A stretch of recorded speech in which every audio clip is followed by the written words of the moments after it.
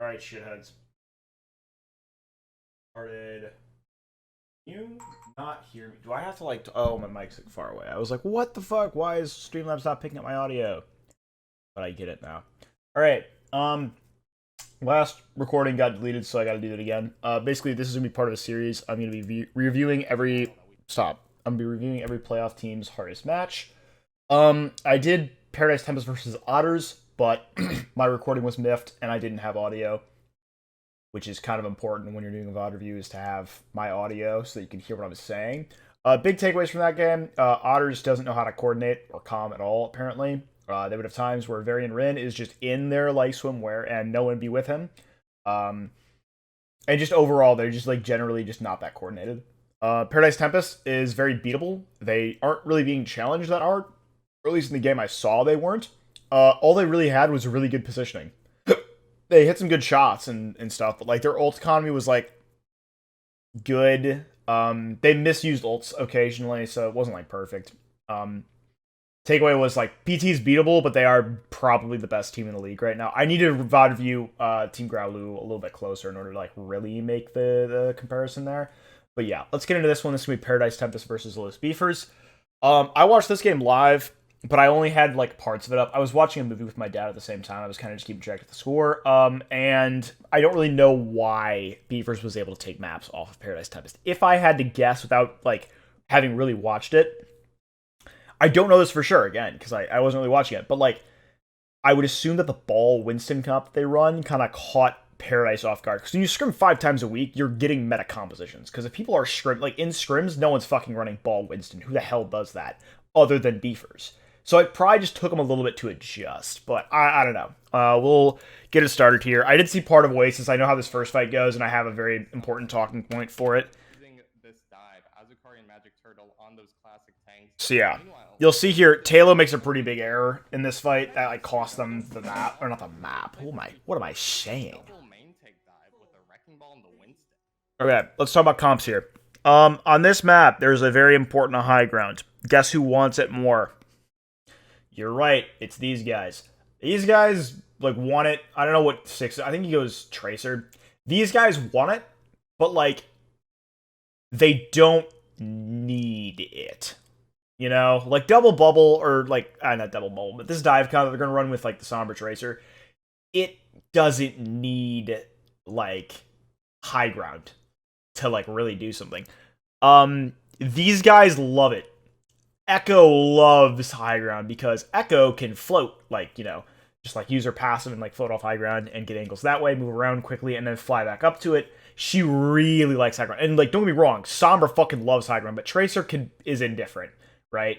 Like, she likes to stage from high ground, but like, you know, like it's not the same thing. She can't just poke from high ground like or Sombra can, or like Soldier can. So these guys want that high ground really badly. These guys are kind of like, we want it, but points kind of more important. If it basically, like, they don't need to fight for it. They will, though. They should.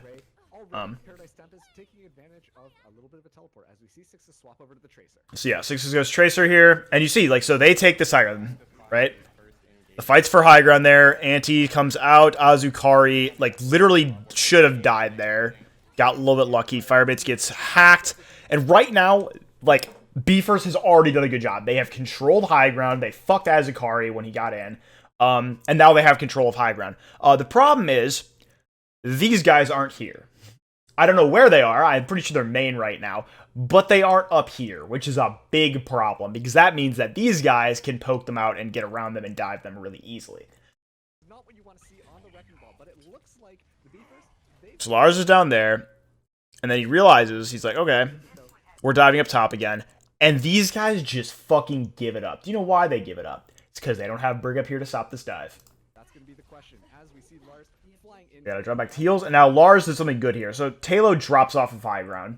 Which I at first, okay, now watching it back again, it wasn't completely his fault. Am I getting the fucking... My camera's getting out of focus. I don't need to move my mic.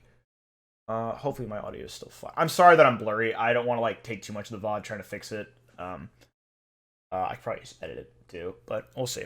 I first I thought Taylor was the one who dropped, but they all just dropped, and it was because Spork and Mankey weren't up there. And now Paradise Tempest has firm control of high ground. Lars is just going to sit up there, and, like, he can't really be contested. Like, this is, look at the angle that Taylor has on him. Like, Lars can just back up a little bit and be completely safe from Taylor. That's why this high ground is so good, and that's what Taylor wants to have over Lars. But because the supports didn't go high ground, they don't have that. What happens, Taylor trying to get damage onto Lars. Looks like he's not able to do so, but he's going to be backing off right now. We see that Blue Jay is able to find the pick onto Azukari. This could swap the battle in favor of the Beefers here, as Lars is pushing back, taking out Harambe just with his little gun right there, and now he's pressuring down Blue Jay. He finds Blue Jay as well, and already has an EMP. Great job. Probably shouldn't need to drop there, but, like, Translocator was up there. It's fine.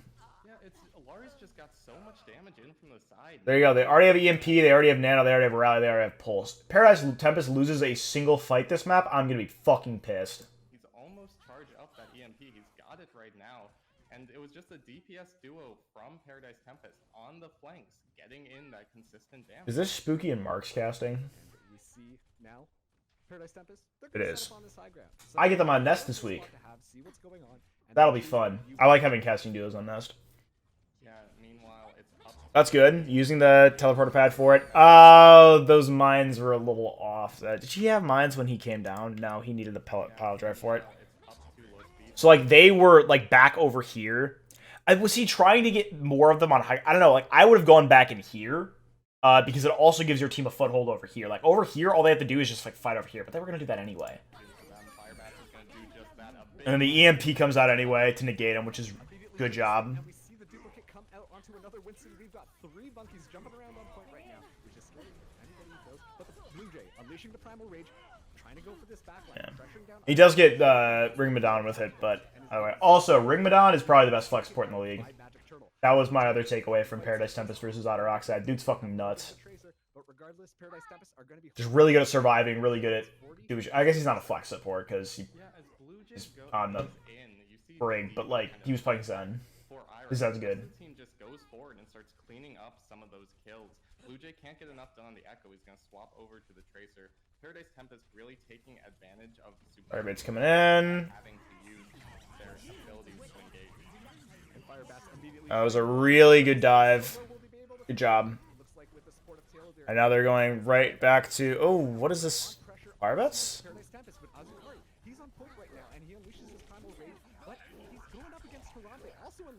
That was a really funny interaction. That was... I'm not a main tank, I don't play a lot of Winston, so I don't know if that was the correct thing to do, but I found that really fucking funny that Azukari just, like, beat his ass back into the Diva Bomb. That shit was hilarious to me.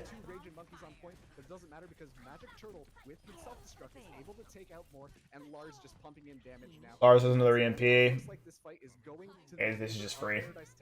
Paradise Tempest is doing a really good job here. I think they 2-0'd this, right? I could be wrong. I'm talking like I'm on stream right now. Dude, I miss streaming so much. Okay. So, big things are Paradise Tempest. I talked about this before, right? Their, like, timings and shit could be better, and their mid-fight definitely needs work. But their initial positioning is perfect.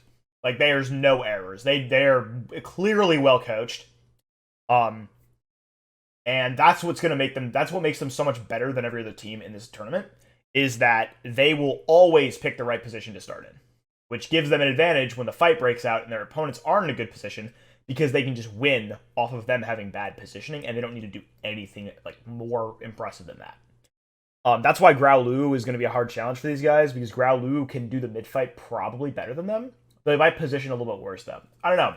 I really want them to meet in playoffs. I kind of want Crusaders to go to finals and beat Paradise Tempest, but, like, the more I watch of Paradise Tempest, the less likely I think that is. I think it's going to be TG versus PT in the finals. We'll have to see. We'll talk about that more during Nest. More specific reasons about that. I mean, not everyone's going to watch. I doubt anyone's really going to watch these, to be real, so... It's not like it'll be, like, a spoiler, like, or anything, you know? And see, like, that's another thing. Lars is using this EMP to, like, negate mines. Like, why? Why would you do that? Like, these mines aren't even in that good of a spot. Like, you're wasting the EMPs. This is what I'm talking about, right? Like, they are great at initial positioning, but, like, they have errors in their game. find something, unleashes the Deadeye, but immediately pressured down by Magic Turtle. He is able to find that D-Mech though, finding Sixes somehow there. But once again, Sixes, sorry, he's still on point right now. He's looking for loot, for kills. I think Blue Jay gets like traced down. Yeah, he gets like chased down by Sixes here. Right? Right now, this is a super scrappy fight, but we are in overtime, so the Beavers, they gotta start finding these kills, but it is not looking. Oh no, he gets hacked. Paradise Tempest, That's a good hack by Lars. Sixes, Lars, the DPS duo pressuring You them know. back, and All right. round number 1. Paradise just really good at initial positioning. Ults need work, especially that EMP. Like obviously, like against a dive composition, it's not amazing to like. You're not gonna EMP a full team like you would in like Goats or like a Brawl meta, but like you still gotta get. I don't know. You shouldn't use it to like negate mines. It's weird. Once you win that first fight, you have the whole positional advantage. You have what. That's a very niche strategy, right? I'm not saying it's bad to negate mines with EMP because it definitely fucking is. If someone gets a huge minefield on you guys, just EMP it, and it's worthless. But that's niche, right? I don't know. It seems like they're trying to use it as more of like a counter engagement tool, which like can work. But like if they like play it well enough, they'll still get kills. If their engage is good enough, the EMP won't matter. So yeah, I definitely don't think so. Now after that, I was like, oh, maybe it was the double or the double main tank that like really got them. And they clearly don't really have like a good read on. Maybe they're just like worried about mines. I can't really tell like why they EMP minefield. That's like the weird thing to me. So maybe they don't know how to beat it. We'll see. Firebats takes high ground. He has nobody with him. Did he get bubbled by Harambe? Goes in, gets bubbled. Okay, yeah, he did. Blue Jay finds Ira. That's really big. That's a bigger pick than the Ana. Like, nice job. Big anti by Rigmadon. No one gets it. Halo finds Azukari. Sixes finds Harambe. This could go either way. Okay. Talo, I would prefer Talo to be on the high ground here. But what happened to Firebats? Is he on low ground right now? Okay, so in a double bubble composition, what you guys want to do is you want to take this high ground like first. You want to be the first people to this high ground, and you just want to have it, right? Especially against this Pharah. This Pharah is not scary if you're on high ground, because she can't do shit. Yeah. Taking out Azukari, Sixes though, returning it onto Harambe. Taylor now. Also, it's just better to have, you know, a McCree and an Echo on high ground rather than low ground. He's a little bit dangerously close to death. A Spork is able to take him out with no way Sixes didn't get that kill. That's so sad. I feel so bad for that. That's so sad. Spork's really good. He's got. I've seen a lot of Spork. He's a really solid player. Yeah, it's an early pick onto Ira. Once that Mercy is down, Lars cannot get as much work as he would like to done on the Pharah. It's on Ray. Very good analysis. Everyone on the team he has to look up. He has to look at Sig. That damage boost is so important, and not having it was a really big thing. Also, no res, because like typically teams go for the Ana because she's less mobile. And easier to kill. But she can just get res. So it's really big that you take the thing that has res. Lars is on Echo now. I like that. It's much more fluid and easier to avoid like a Kree on an Echo. Ira falls again. Is Ira out of position? I couldn't tell. This is the thing I don't like about like reviewing YouTube VODs. Was Ira out of position or was that just a good play? I can't tell where Ira is right now. I think they're in there. Oh no, Ira's fucking damage boosting him. What am I talking about? So I can't see where Ira is, so I don't really know what happens here. But somehow they get him. It's probably what's happening is it's probably like Talo or Blue Jays poking at him, and then Firebats just went and finished him off. This is not looking as great for the Beavers as Paradise Tempest. We see Sixes, he's pushing way back into their spawn, but he is. All right. So what happens here? They like kill Mankey, but then what happens? So they have a good initial. Like this is Firebats and Harambe here, right? And then Azukari is the one getting shit on. Harambe gets fucked on. Good anti. Anti on tanks is always really good in dive, just because like tanks are really survivable in dive, and if you can make them less survivable, it's always a good thing. So Harambe gets demacked. And then, I don't know what's happening over here. But Magic Turtle, okay. Is that Azukari or Firebats? No, this is Firebats, so that's Azukari. So Azu, because now Paradise Tempest has high ground, and they're chasing kills back here. Firebats is over here, but he can't really do anything because his team is gone. And so yeah, now Paradise is just finishing up kills. Okay. This is not looking as great for the Beavers as Paradise Tempest. We see sixes, he's pushing away. See, that's why I hate like first-person POV and like not in like YouTube VODs. Is I need to have like a more comprehensive looking thing. I want to be able to look at everyone's POVs and shit. But I don't know. I could probably get replay codes from admins and shit, but I don't know. And look for those speakers, they barely use anything. They have so much. My mouse, okay. Try and contest. You saw Firebats go so low and decide not to commit that primal rage.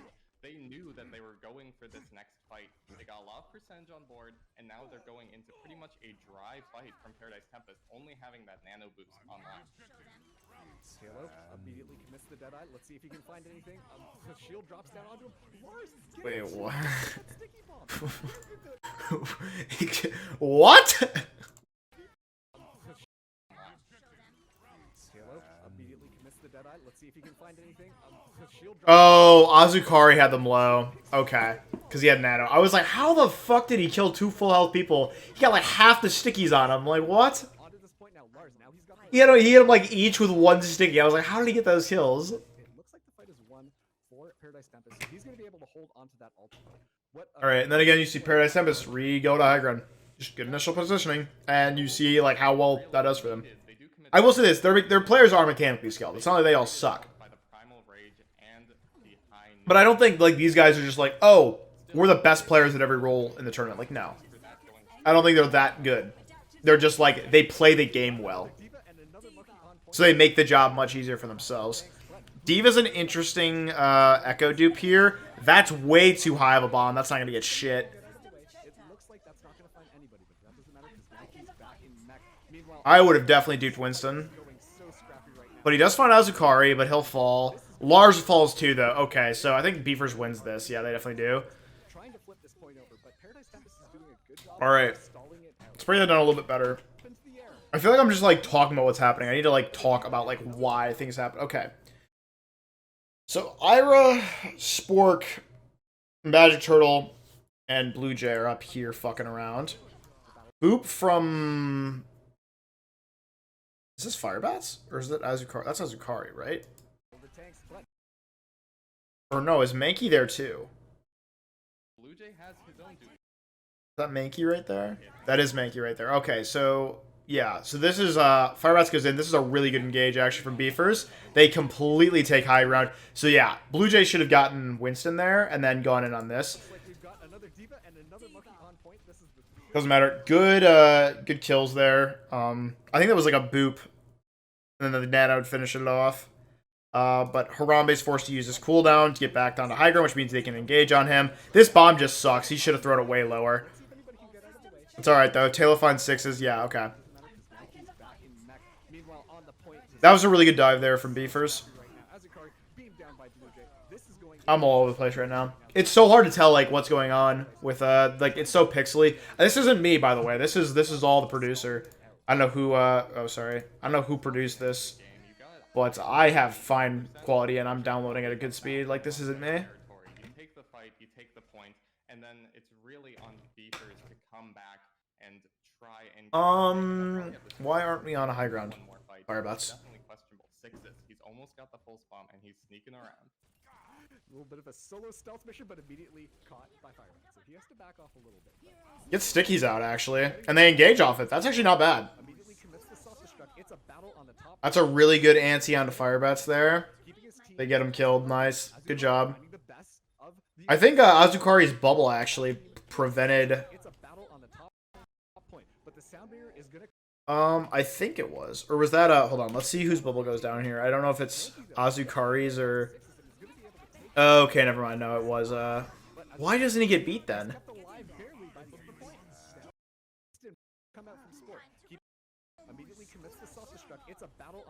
Oh, no. So here, it was this. It was, so that's Azukari's bubble right there. And I think...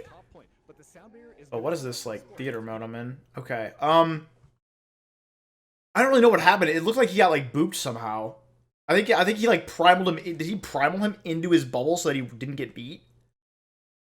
If so, that's fucking massive, Bran. He jumps up, goes in. He does! Dude, Azukari's brain is fucking massive. You see that shit? That is unreal. You primals him in there so he doesn't get beat. Or I think it was probably more so that he tried trying to get him into this. But still. That's really smart. That was a really good use of the primal there. Nice and healthy. Azukari finding the best of the Winston battle there, taking out Firebats. Mankey, though, gets the hit onto Sixes and is going to be able to take down that DPS difference right there. But Azukari put to sleep. He's kept alive barely by the point. Jumps away from everyone when he gets nano. That's probably a miscommunication. Let's see if he can find anybody. The side of Paradise Tempest being extremely careful, playing around here. Azukari back on the point right now. This is, once again, a super scrappy fight, as it looks like we're finally into this one-fight territory, but it looks like Azukari, with the nano boost, is going to do a lot of work on Firebats, trying to turn this around for the Beavers, trying to keep this game alive, but it is overtime right now. He needs to stay on the point, and he's being contested by Lars. Same. You don't want to be on the receiving side of that. Alright, good fight from PT. Good win. Oh, I forgot that was the second map. Alright. Or first map. Second point, rather. Yeah, Spooky and Marks. I get them on Nest this week. I'm excited. It's such an odd map. Like, it starts with these very long-range sightlines. It goes to a very high-ground-dominated second point, and then a very close-together third point. Alright, I'm curious to see how these teams play on this map. Looks like Paradise Tempest is opting for, like, double shield. Oh, that's a really weird conversation, actually. Or a really weird, Sigma. This is new. It's something, for sure. They definitely must have something up their sleeve. All right. Paradise Tempest. Getting ready to go with that Paradise special. I don't like this, but they ran it well against Otters. So we'll see how it goes. Oh, no, they are going back to actual. Or not actual. This is a worse composition. What am I saying? They're going back to the... No, I don't know what they're doing. I should stop talking is what I should do. Let's talk about comps. I mean, this is really fucking... This is so fucking easy to figure out. Sigma Hog, they're going to play off angles. He's going to try to look for hooks. He's probably going to play like... He should play like low ground, be like card contest, and back up. They don't have an Ana, which means that his only worry is Discord. Like, he doesn't really have to be worried about getting anti to not being able to use heal. He just has to be aware of the fact that he's going to take a lot more damage. I don't really like this support line with this comp. And I don't like that McCree is here. McCree doesn't have range and mobility the way Ashe does. For this composition, Ashe is just better because she has more range and Coach Gun gives her more mobility. And I don't know. Like, High Noon's just not that good against this comp. Like, these two are just going to dink you as soon as you pop it. The one thing you do have with the Zen here, I would like a Brig Zen, to be honest. I think Brig Zen would be good. Mercy Zen also would be, I think, pretty good because you have two characters that can benefit from the damage boost. But I would prefer like an Ashe Hanzo here. Widow Hanzo's ballsy, but like, I don't know, Lars has been pretty good, so I don't think it matters that much. Yeah, these guys are going to play off angles, try to look for picks that way. I don't really know what this BAP's going to do other than die a lot. Or play cover really hard and not get a lot of value. But yeah, Azukari is going to pretty much... Yeah, they're going to play double shield. They're going to walk it down mid. He's going to deal with off angles. He's going to deal with like the Sigma and look at him. These two are not going to play the same angle. They're going to try to set up crossfires. And then these guys will be the main source of damage that's with Azukari. You've got to really get your hooks around a lot of things in the way. Rigmadon was a really solid Zen in the match against Otters, so we'll see how this goes. To get those early pickoffs. And let's see if Lars is going to continue to hang out on this Widowmaker. Okay. So I don't really like this from Lars, so here's the thing, right? Around those shields to get those early pickoffs. Like, he doesn't need to be doing all this movement before anyone's looking at him. Like, he's out here, like, taking these, like, really slow peak angle. Like, no one fucking sees you because your hitbox is, like, 2 pixels wide. Okay? You can just, like, walk out here, and they'll be too focused on your team to see you. You'll be fine. Around those shields to get those early pickoffs. And then here, he's, like, no one's shooting at him, and he's, like, ducking. Like, why? Like, preemptively, but, like, you don't know what their comp is yet. You haven't seen any of their members. Like, what do you... It's just excessive, right? You're making your job harder than it needs to be. Just, like be, like, low, like, focus on aim until they start shooting at you, then focus on movement. And now Blue Jay's shooting at him, so now the movement's justified, right? Almost got hit by a rock into the face, but right now, both teams just trading blows. So this is really bad. These two should not be near These two should be on, like, opposite sides of the fucking map. They don't want to be anywhere near each other, because there always needs to be the threat of the off-angling Roadhog. Finding their distance, trying to see if they can get an early pick. Sixes goes really low there on the Hanzo. And then this, too. Sixes and Lars are, like, from the same angle. The thing that makes double sniper so scary is that you have one-shot capability from two different angles that aren't near each other. So that you have to focus on one and shoot the other, or like you have to divide your attention. Because if you don't pay them respect and you don't look at them, they can just like one tap your squishies and you're fucked. Quite die. Blue Jay just peppering arrows, but I really want to see Blue Jay. So this is better from Firebats. He tries to take like a little bit of an off angle there, gets discorded, backs up. That's fine. Shouldn't be looking for the hook on the tank unless he's with his team and can like hook him into it. But again, like, or not like with his team, but like on an angle where hooking him back will like let his team shoot them. That's what I mean. Blue Jay is fucking raw dogging it right now. Holy! I would not play this far up as Alejandro in this comp. I would be back or like mid range on an off angle. Like he is the first man in right now. The motherfucker is 1 HP. This is so ballsy. Sonic. Firebats dies. Yeah, both of these Hanzos are playing like really weird angles right now. That was a good pull. They're going to just be cleaning up the rest of the back line, and Paradise Tempest take this payload to point number 1. And that's so rough because I don't think Los Beefers were actually able to contest the point at all. All right. Now they're on to Ball Sigma, which is like not the same. They have Ball. Ooh, okay, you kind of need Tracer to make Ball work that well. You can get away with it on this map because, like, I don't know, Tracer's not that good on this map. She's okay. I shouldn't undersell her. She's pretty good on this map. But, like, not as good as Double Side. There's just too much open space. But I would take either the Hanzo or the Widow over the Soldier at any point. So let's see if Taylor has something. Yeah, and that's another thing. Spooky just hit on a nice point. Both these guys absolutely shit on Soldier. Like, Soldier cannot contest them at all. So he has to play, like, off angles and weird shit just to get value. And that's not value. Like,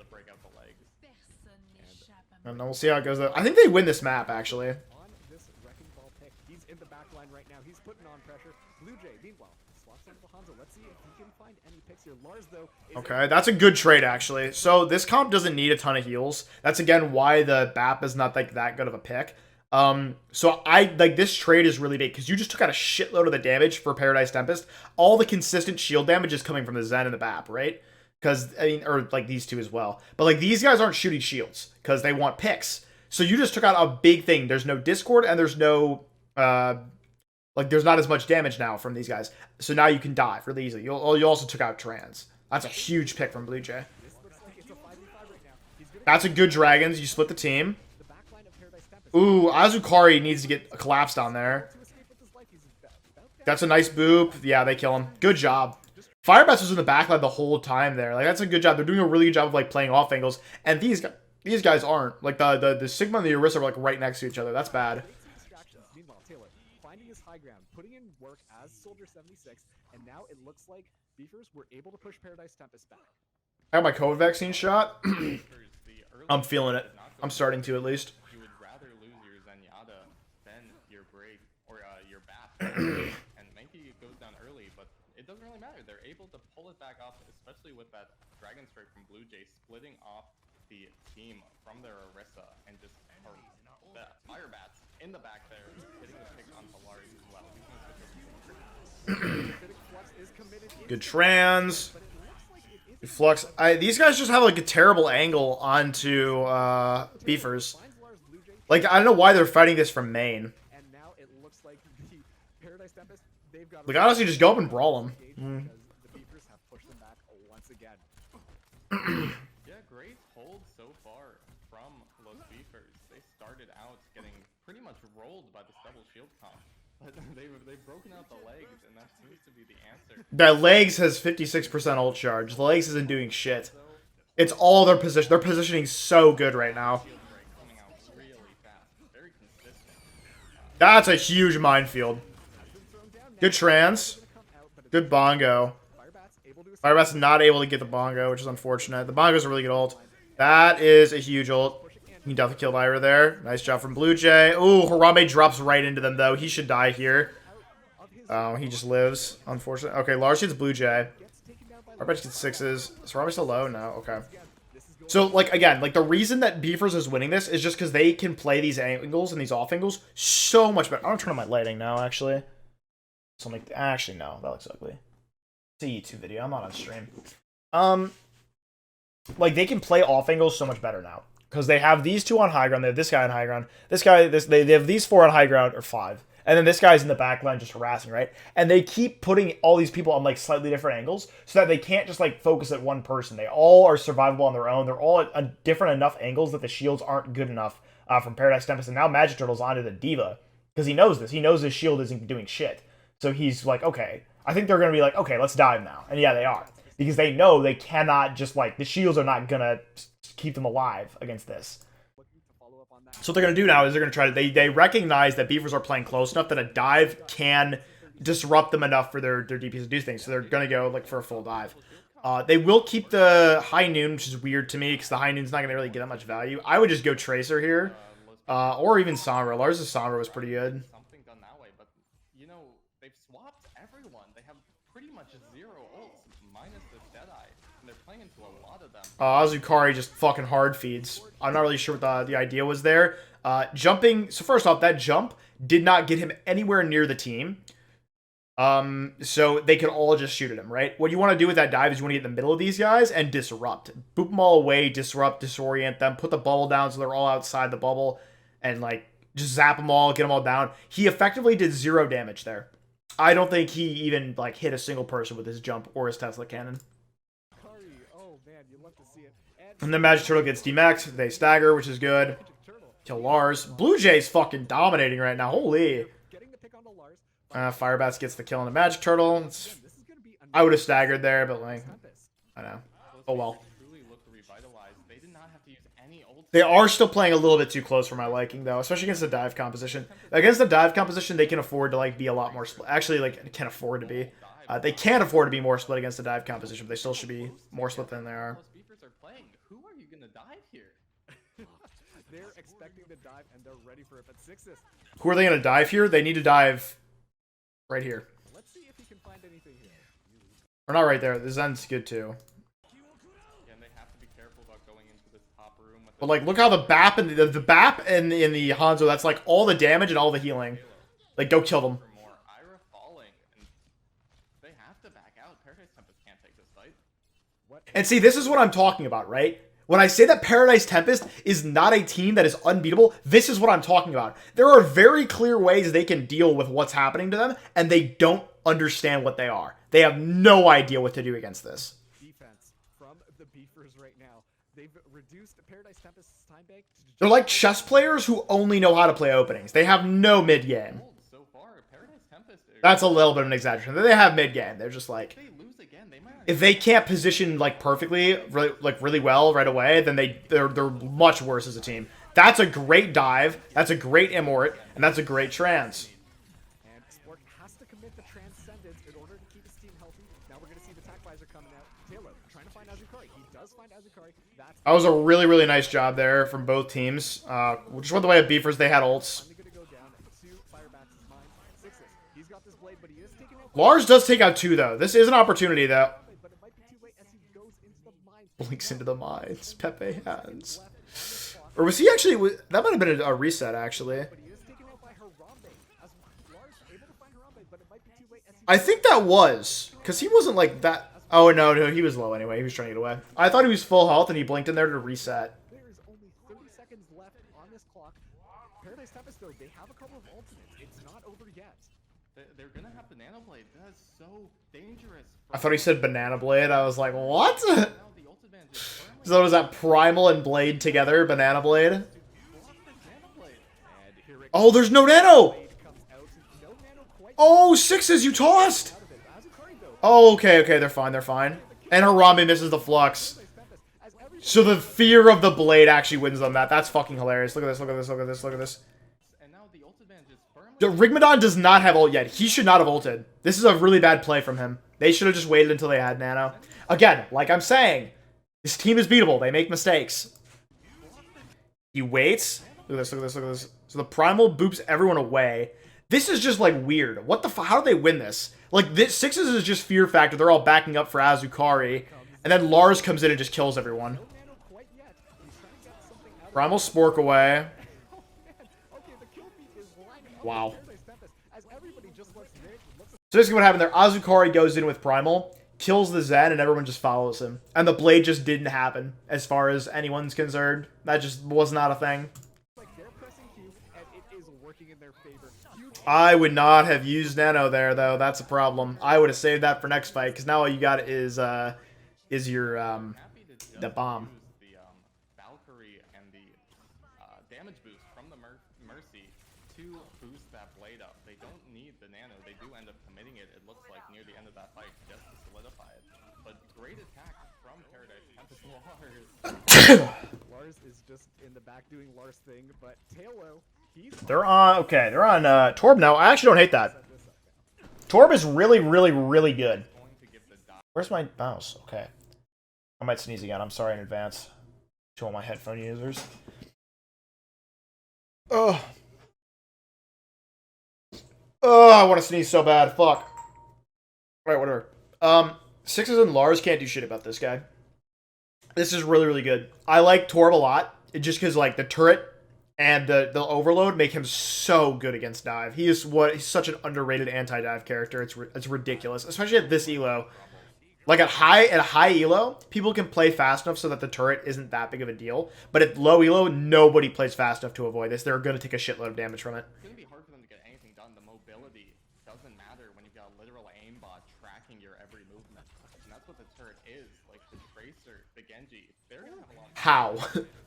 Because they don't know it's there. Tailo's turret does find a pick onto Lars. Ira, though, gonna get the revive. He's got to go back there. He's got to hammer his turret alive. Sixes, though, able to find Blue Jay. That's not looking. That's a really nice job there by Sixes to be ready to follow up on the pulse bombs damage. He is lighting up the kill feed as now Lars is going. Taylor finds two because he has overload. What a stupid ability. Is so effective at stopping him. It is insanity, but Paradise Tempest. This is what I'm talking about. It's like he's reasonably dead here. If he does not have overload, he dies here. Look how much damage he takes here. Pops his armor button, and now a full magazine from Tracer does like 2 damage to him. Fuck you, Torbjorn. And then he just fucking great shots. You'll love to see it.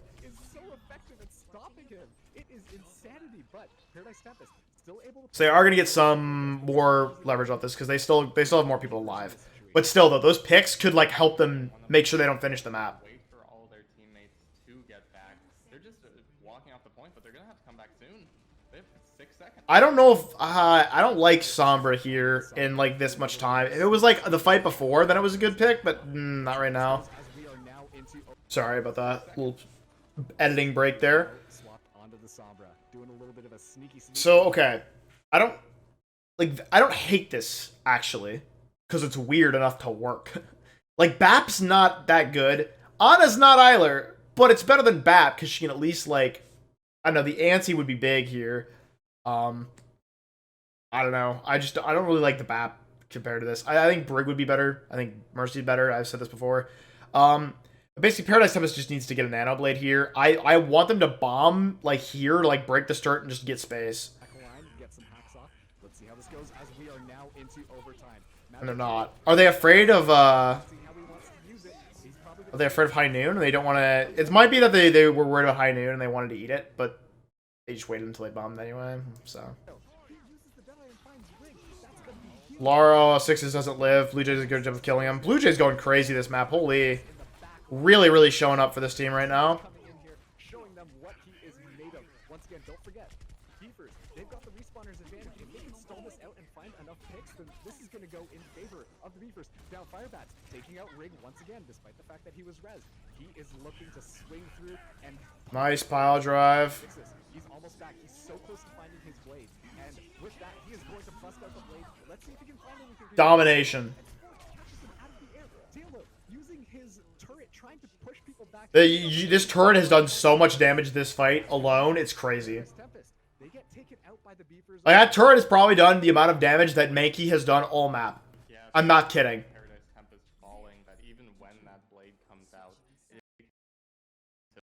All right. You gotta get into their mental. Oh, it's been 40 minutes, damn, but we're not on par with broadcast. This is gonna be a long ass VOD review. I might edit it a little bit. For this, they figured it out. It's gonna be different on attack than defense, but they might have something special up their sleeve. Still running the tour, but Lars. That's really funny. See, that's why Widow's a fun character, is because Sport can't see him, but Lars can see him. Lars can see Sport, rather. If they're so close to their spawn, it almost counts as one. Meanwhile, the flankers. Alright, let's talk comps. We already saw these comps, mostly, but let's talk about it again. On attack here, it's weirder, because Firebats kind of just wants to disrupt this comp. Like, he just wants to boop him forward and give, like, a time for his DPS to follow up on it. Harambe is going to vibe with these two, and then these guys are going to flank and find off angles. I don't like this pick because it's so hard to avoid these guys. This comp just plays exactly the same as the other comp, except they have Mercy instead of Zen, which means they're damage boosting rather than doing damage themselves. I don't like it as much just because, like, neither of these characters needs the damage boost that much. If there was an Ashe here, it would be better, but there's no Ashe, so the Zen's a better pick here. On to Paradise Tempest. But Lars, he really doesn't seem to be contesting too much. And Blue Jay falling extremely low. Magic Turtle has been doing a lot of work on this defense over here. So, if the Beefers want to push through this defense, they've got to think about their strategy and go back to the drawing board so far. And the drawing board is the legs. Nice roll through. He did do a lot of work for them, though. No one's there to follow up on it, but he still might kill him. Pile driver coming out from Firebat. And Firebats is chasing Sixes down, unable to find the kills though. Lars taking out the legs. The amplification matrix is committed here. Blue Jay, he is running rampant in this backline, and now he has his pulse bomb. Sport, yeah, like this is really good. They're just taking, so basically, like this comp's just gonna surround him, and that's exactly what they're doing. This is still very much alive, and once again, Firebats. That Mines is bad. They can just walk away from it. I don't know how that got Magic Turtle. He must have gotten like stunned or stuck on something. Round on point for this double shield comp for you to work. Yeah, and we'll see Lars. I would have staggered Ira there. Be somber here. Try and get a little bit more pressure in the back line. Because now they have a fight, right? Like, you give her ult charge, but you guarantee that they can't recontest. Even hack up Talos to the So now they're on double shield with, like, Sombra and Hanzo.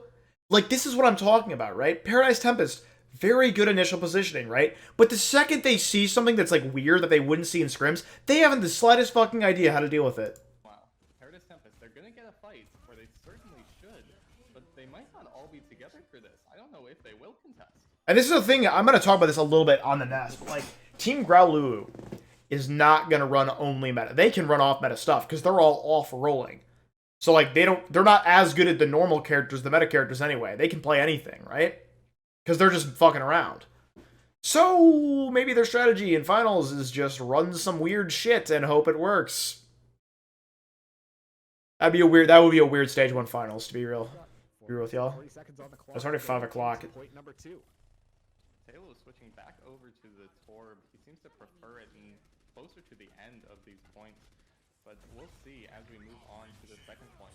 Very grouped up. They want to take advantage. I don't really like the Torb on attack as much. It is good at stopping Lars, though, because the turret being there really fucks him. Look at the eye field, look at the eye field, look at the eye field. Oh, Harambe, what an ult. Oh my god, like Beefers, holy shit, dude. Okay. So, like, the problem with Paradise Tempest comp, right, is just, like, the DPS can't really do anything. Like, Lars can't stop. This comp plays so fast that Lars can't get value off it, right? Because no one's going to engage if he gets a hack. He's kind of just there. He's just a worse tracer. He can't get kills. He can just hack. My arm is fucking killing me. Oh, Jesus, dude. Jesus Christ. Okay. Hanzo also is just like, it's a good pick, but it's better when it's paired with a sniper. So, like, this comp can just play faster than this comp, and that's why they're winning. They can just play, like, so much faster and just surround him and go crazy. Nothing. 5 minutes to complete the map. 5 minutes to prove that Paradise Tempest are mortal, that they can lose this. 5 minutes for those Beefers to come back and get this one. Sixes shits on Blue Jay. You'll love to see it. I think Sixes heard you, and he said no as he immediately takes out Blue Jay, but Beefers, they're gonna back off. They've got a huge time bank now. Azukari though, he's holding onto the supercharger. So let's see if what happens next. Yeah, he's just looking for optimal time to engage. It's gonna be the EMP. They should not have been that grouped up. I would have preferred to see most of them on high ground there. I should have said that earlier. Let's go back and like break this down a bit more. Let's see if what happens. He immediately takes So like Blue Jay. Harambe reasonably, like this comp can just push high ground and Firebats can just stay on point. But Or Firebats can like go up here and disrupt, and then her like fucking Mankey can push point or something, or Talo can push point because he has overload, right? And then the rest of them can go up high ground. Beefers, they're gonna back off. They've got a huge time bank now. Azukari though, he's holding onto the supercharger. So let's see if what happens next. Lars should have EMP'd off that pole. Gets it eventually though, so it's fine. But like, there's no reason that like 4 people get EMP'd in that comp. Like they're just like, this is just bad positioning from Beefers. His shield going so such a quick cleanup from Paradise Tempest. They one ultimate used. And All right, so now they have a good economy here because they have Supercharger, they have Flux, they have Window, they're about to have Valk, and they're about to have High Noon. If I'm them, I would just combo. You just use probably just use Window this fight, like pull Window, see if you can get picks off that. Because if you get like a couple picks, you should be fine. And then Supercharger if that doesn't work. That's how I would play this. Good hack out of Firebats. Against this wrecking ball, hacking very effective. very effective. Really. Also, you can Flux High Noon now as well if you'd like to. Low speakers. That's probably why Lars did switch over to this. But 6 is down early. That could be the go sign for low speakers. I'm gonna see Ira commit the rest here. The supercharger finally. So you're gonna Supercharger High Noon. They're gonna use 3 ults at once actually. Sixes. He finds Blue Jay with the Deadeye, and they're just pumping in so much damage. Magic Turtle using. So this is another thing I'm talking about with PT, right? Like they're good, and they like, I don't know, like their ult usage there was just awful. Is it getting on my? Are you cam again? Are you kidding me? Come on, dig. All right, I'll just edit that part out. This is what I'm talking about for PT, right? It took them 4 ults there to get like a few kills. Like the only ult that like really actually benefited them was like Supercharger and Flux. The High Noon didn't get shit. The Window didn't get shit. Like it was just like, it was so many ults for one fight. Like they could have won that so much easier. They started off with Supercharger and High Noon. That's a weird combo. If you're gonna High Noon, just Flux. Get them all in the air where they don't have shields. Like just Flux. But they Supercharger. Why? And they also Window. Why?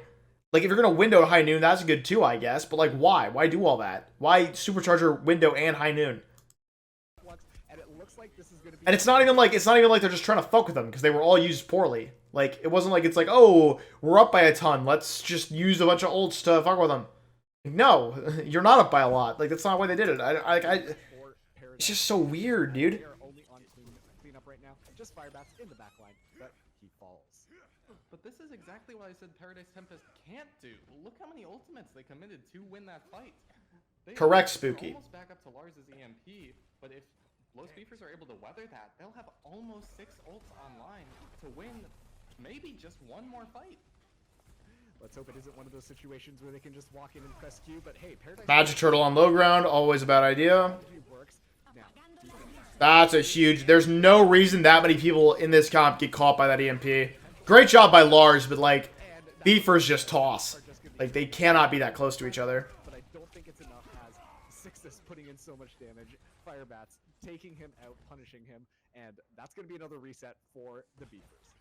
Strong EMP from Lars, but it's almost lucky for Los Beefers that, you know, Harambe or Mankey hadn't committed their ultimates already, because the EMP would just shut them. Alright, 6 ultimates here. How do we use them? Well, obviously, we're going to start off with a Pile Drive, into a Flux, into a Torbolt. It's scary. You can use Window too if you want. You can use all your ults at once here, because you don't need to go that far. Cautiously, as they know the Beefers could strike at any moment. But, like, I would start with, like, Flux. Or they Pulse Bomb too. Pulse Bomb is also something you can just use. Just throw out. Yeah, they're just throwing everything at once. That's fine, though, because, like, they're about to win the map. But 6s, though, getting that High Noon is pretty big. Quite alive. The Beefers are very much on point. Harambe falling extremely low. This could be the push that they needed from his side. 6s should not have dropped that close to people. I wouldn't have dropped at all, actually. Smart to go for the Sombra because she's going to teleport away right after. Nice job by Harambe. That was a huge flux. They're so close to finishing this match. Like, again, that was a problem by B first. They didn't need to do it the way they did it. I would have preferred them to flux first, but, like, they still find a way to make it work. So, good job on them. Kidding me. These guys decided they're here to play. Take the first map. 1 versus 1. Oh, But my arm's the killing next me, map dude. is going to be Icon. Oh, A little bit of a hybrid map here. I'm sleeping after this. Fuck. That's immediately gonna push the beef. All right, we saw this comp come from Paradise Tempest before as well. I think they ran Tracer though. They didn't run Hanzo. This is pretty simple. This is pretty standard brawl. This is weird though. Reaper is a weird character to play with Kree because Reaper wants to play faster than Kree. Like Mei is typically the pairing with Kree because Mei also wants to play slow or like slow-ish. They both kind of have like poke potential. Whereas like Reaper can't really do shit unless there's an engagement happening. Like his poke is just like, you're tickling me and I don't like it. Paradise Tempest, their comp is kind of going to be weird. What they're going to do is Lars is basically just going to find off angles in the sky, use vertical cover, and try to poke. And if he gets a ton of damage onto them, then Azukari and Magic Turtle will hard engage. But for the most part, they're pretty much just going to try to play like keep away, right? Like they're not really going to use their cooldowns to engage onto this brawl comp because they can just get stunned up and like destroyed. They might if there's an opportunity for it though. So if like someone's out of position, you will see Azukari and Magic Turtle like pounce on them. But for the most part, we're just going to see consistent damage come from these guys, and then these two will follow up on it.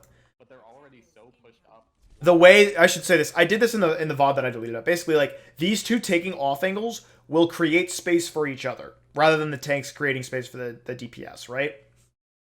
So Lars in the sky behind the enemy team is going to give Sixes the opportunity to shoot without people looking at him. And then Azukari and Magic Turtle can just follow up on that chaos. And it's going to punish Lost Beakers if they're not able to play around it. Mankey going so low in the beginning. You can already see his damage output on the top right of the screen there, and that's immediately going to push the Beefers back onto the point. But he is a menace in the sky. Look at him just raining down onto the Beefers here. So Magic Turtle there, he used his cooldowns, but not to engage. He used it to reposition. They're just going to surround and conquer. Now Azukari hard engages on the Firebats because he sees an opportunity. And now we see Firebats. He's swinging this hammer, trying to take Azukari down. But he didn't really, like, he didn't jump on him, though, did he? Or did he? I couldn't tell. Oh, he did jump. Jumps, uses bubble, and then jumps out. And now we see Firebats. He's swinging this hammer, trying to take Azukari down. Interesting. How did he get there? Look at how spread out Does he jump? Paradise Tempest are. They're all over the place. And now we see How does he get out so quick? Did he get booped by Spork? He must have gotten booped by Spork. this hammer, trying to take Azukari down. But the benefit of the dive comp is you can easily disengage when it's not looking your way. Next, they've selected their next target, being Harambe. Harambe falls really low. Firebats with a nice charge. Azukari. Lars, though, This is pretty even. Oh, Firebats gets destroyed. Nice job by Rigmadon. he is taken out by Rig. This looks like Paradise Tempest might be on cleanup here, but they still have to deal with 3 members of the Beefers, pressuring them into that back room.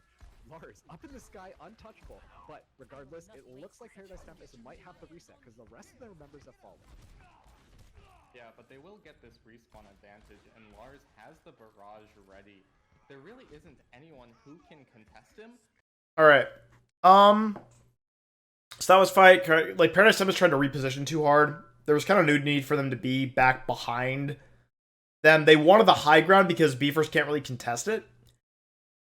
I don't know. I don't really feel like it's worth that much. Like, just put Lars over here, put Sixes over here, and then just, like, go.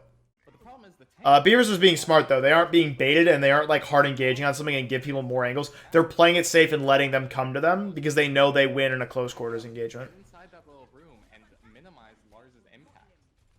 And Lars still up in the sky doing his work, but Blue Jay coming, trying to flank the team. Firebats with another nice charge.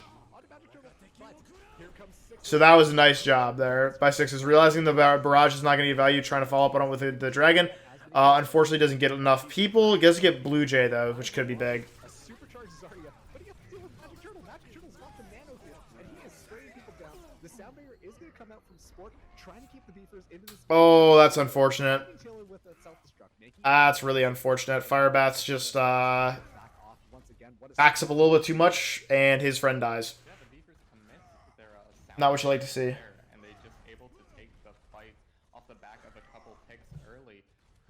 All right, Beefers is doing a really good job of like just like letting Paradise come to them and screwing them over for it. Take apart Rush multiple times, but it looks Like they just keep surviving the engagements from Paradise Tempest and then just punishing them for their mistakes. Again, they make mistakes. It's online for the side of Paradise Tempest in only a minute and a half of time thing. Amplification Matrix plus grab. And the grab comes out, but he is Harambe is trying to beam Lars out. Wow, that was a really. Why would you do that? He should have focused on. He was focused on the wrong thing. Trying to contest Magic Turtle. Is he able to find the pick? Magic Turtle has to back up. He's falling extremely low. And now Blue Jay, he's got his Death Blossom. He is looking for an opportunity, but I don't think he's going to commit it because he's been doing enough damage as is. Sixus finds Fire Bats though. It might be too late though, as Paradise Tempest, they back off again and only have a minute left. Now they want to come in. They see an opportunity and they're going to leap on it. They're like they leap on. That was a good ante though. That ante saved Blue Jay's life, or Six's life. And Lars, he's got this barrage. He's waiting for his All right. opportunity to use it in order to seal the door onto the Beefers on point number 1. Let's see if he decides to take it, and that's going to be Taylor falling down. And now it's Firebats on the point, and as well as Spork. Spork falls down. Firebats just swinging his shield around, trying to. This is so scrappy. I can barely tell what's happening. Nano Farah, the sleep from Rigmadon. Oh, I lost. Finally, Paradise Tempest might be able to capture point number 1. Yeah, but what a defense coming out from Los Beefers. They want this win and they are fighting for it. 7 seconds left as Paradise Tempest finally managed to cap, but that is not a large time bank to get it all the way around the castle and over the bridge, where you see a lot of teams get stalled out. Yep, and we see now the Beefers, they've claimed this high ground. Taylor. This is good. You want to get this high ground because, again, we talked about this in the VOD that I had to delete. But Paradise Tempest comp wants this high ground because they want to stage their tanks from it, right? It also gives Sixes high ground. And Lars, it's so much easier for them to be on high ground than low ground. Taylor has a much easier time of dealing with Lars when he's on high ground. So Paradise Tempest wants to take high ground from Beefers. But even though Beefers can't really fight Paradise Tempest because they're on high ground, because Brawl comps don't like fight from high ground, it's just like the denial of that high ground is what's important here. Just collapse on top of Paradise Tempest. Yeah, but playing on this high ground also has its disadvantages, especially with Lars on the Farah. They start to realize that, and they're making the call to go inside, get out of the way of the rockets falling from the sky. And so now they've decided to give up that high ground, and instantly Paradise Tempest takes it. So Rigmadon does die, but now they're in a bad spot. They're on low ground, and like Lars could just poke from them. Rama finds Rigmadon. Firebats does the noon. The bomb, and then the noon gets Sixes. So that's a pretty even fight, and then Lars finds it. Like, Lars is just so much better and so much more effective when Beefers is on low ground. They shouldn't have engaged from high ground there. Or if they did, then Taylor needed to be hard focused on Lars and needed to kill him, but he didn't. Like charging a diva bomb. He saw his mistake and was able to curve out of the way, but the bomb was still able to pick him up. And I think that is a big reason why that take that fight. The main tank. Azukari should be like here right now. I don't know why he's on cart. To just an ultimate, I believe, for Magic Turtle that was meant to get him back in his match. Like, he wants to poke and then like disengage back here and then like wait it out and then engage. He could really throw everyone off the bridge if they let him. And now no one's pushing cart. Like they're not fighting on cart. Just push all the way. Yeah, Beefers just toss. Rigmadon with another huge sleep. Holy. He has to go for the health back. Is able to do so. Dodges the sleep dart. Now he's punching people, but he still has an arrow, so that's pretty good. Lars Nice barrage. Good job. Shield strong, but it looks like it is not enough. As once again, Paradise Tempest are going to be cleaning up this point. And That was just Beefers being like weird. I don't know why. Like, that was so weird. Azukari shouldn't have left cart. They literally just could have capped there. Like, that was just a weird engagement from Beefers. They should have just taken cart. I think they were just really afraid of the Farah, maybe? I don't know. These guys are nuts. They really do just clean up and take over fights where they really shouldn't have a reason to. When these guys get super scrappy, they get so clutch. Firebat anti early. comes in, it knocks a couple people down, but they're not able to capitalize on it. Now, Magic Turtle does find a pick, same with Sixes, and we've got a Nano Rhine flying in from as Azukari takes the charge. He wants to run in and swing his Hammer of Doom, and it looks like that is going to push the Beefers all the way back. Paradise Tempest are basically in their spawn. Now the Beefers swapping over to this Divish comp, trying to get more. This is a weird position for Lars to be in. Running uncontested on top of those lamps. Let's see if this is going to be enough for the Beefers. Magic Turtle finds fire. Like there is cover, but it's like not such good cover that like he can't get killed. Mankey falls to that, and there's a remap kill. That's unfortunate for Beefers. That's a big person to hit with the remake too, is the ball. That's like, I don't know how that happened. I'm going to look back on that actually. Where is Firebats? Or Harambe is on the ball. Dude, he was in Fireball and he just gets rolled by the remake. That's so funny. And Lars gets there with the barrage. Wow. Paradise Tempest did a really good job of readjusting after that. Really weird first point. They're still contesting this. This is a battle right now, guys. If they can stall this out, if Paradise Tempest can get a couple of picks, the respawners advantage will help them win this fight. But let's see what happens. The sound barrier is going to come out for Beefers. Beefers trying to pressure as much as they can. He's just like stall. Scary right now as kills are going. Paradise Tempest. I need coffee. We have a DMAC from Magic Turtle. Magic Turtle though catches Harambe in his Baby Diva form. Six is putting in so much work right now. Let's see if he can finish. Nice shot. And that is going to be round number 1. 14 seconds. All right, Paradise Tempest, like we just playing. Okay.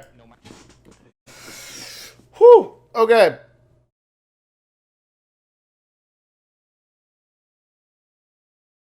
I don't know. Beefers kind of just like struggled on second point.